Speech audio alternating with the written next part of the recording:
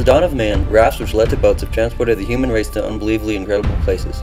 Trade across Earth's oceans have reinforced the global economy in a way unparalleled to any other and continues to assist our world by countless methods. One of such is warfare, for nearly every battle fought in history would be changed to the point of differing outcome if its naval aspect was obsolete. The Navy, fighting and aiming to protect the people of the United States, began serving even before the Declaration of Independence was signed.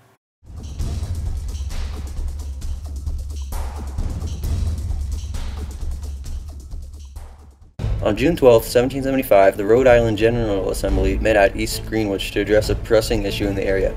British frigates had increasingly harassed the merchants and were causing the city's economy harm. The Assembly passed the first formal, governmentally authorized navy in the Western Hemisphere, called the Continental Navy, with Captain Abraham Whipple appointed leader. The Navy grew, contributing to the Revolutionary War until their victory in 1783.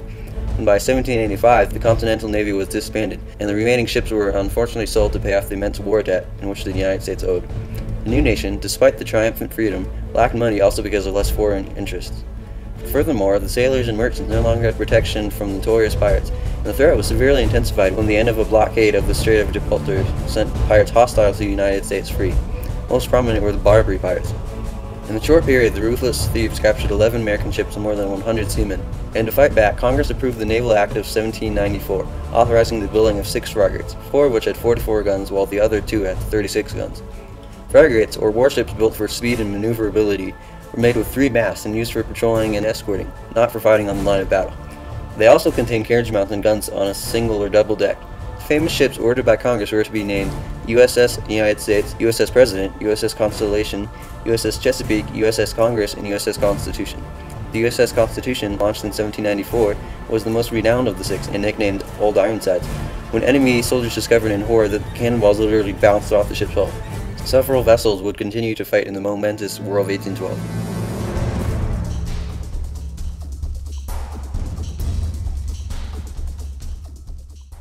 Such was a time when relations between the citizens of America and Britain became hatefully bitter, when taxes and unjust laws were forced upon the people of what is now the United States. The war was surprising in several ways to the Navy, whose ships USS United States, USS Constitution, and USS Essex completely destroyed or captured countless enemy ships, entering them into American service. The most memorable skirmish of the war, and even possibly in the history of the United States, proved to be the battle between the USS Constitution and the British ship Guerre. America rejoiced as Guerre was defeated, almost precisely at 4142 north, 5533 west. However, Great Britain retaliated and deployed yet more vessels which apparently were successful at blockading the Navy ships in their own port. These US ships were unable to prevent British raids or contribute to the fight. Later, during the summer of 1814, the British burned several ships and almost captured the capital. During this time, Francis Scott Key was inspired to write the Star-Spangled Banner, which of course the nation later adopted. In the next 50 years, little activity concerning the Navy took place except for 3 advancements or issues. First, in the 1840s, the Navy took advantage of steam power and sail guns, although they lagged slowly behind the French and British in adopting new technologies. Also, the Barbary pirate threat was eliminated with the Treaty of Ghent, ending the danger that had plagued the United States merchants for more than 2 decades. Yet, ironically, piracy in the Caribbean was a major problem. Like Jack Sparrow? No, boy! When between 1815 and 1822, about 3,000 ships were captured by the marauders. All men who set sail were constantly on the lookout for notorious pirates such as Blackbeard, Henry Morgan, and Charles Vane.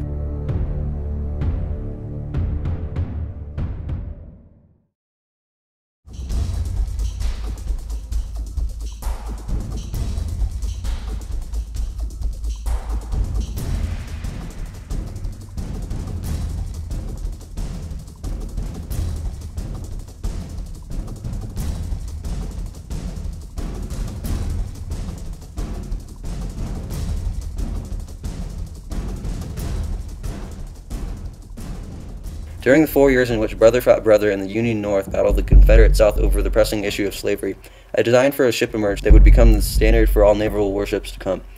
The frigate Merrimac was slightly damaged, yet fixable with the hull and steam engine intact.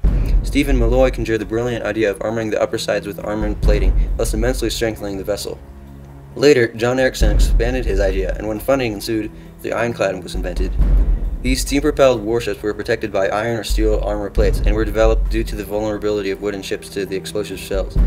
Additionally, they were designed for several roles such as high-sea battleships, coastal defense systems, and long-range cruisers. Revolutionizing naval strategy, they inspired the standard of construction by metals. The first of the warships was called the Monitor, which later actually fought its own predecessor in the historic battle Monitor vs. Merrimack. After the Great War and a massive burden of debt, the nation was extremely vulnerable, and so Congress authorized the building of 3 modern small steel cruisers. The Navy progressed rapidly in 17 years from commanding almost nothing to a half-dozen large modern warships with several more on the way. They then used their growing power to play the most vital role in the Spanish-American War, literally destroying the Spanish fleets. The U.S.'s victory was encouraging, but forced them to take precautions considering they were 7,000 miles from the nearest American harbor. The simple fact changed naval strategy forever, as was the introduction of submarines. Submarines are a naval warcraft capable of independent operation below the surface of the water, and are usually a smaller type of vessel.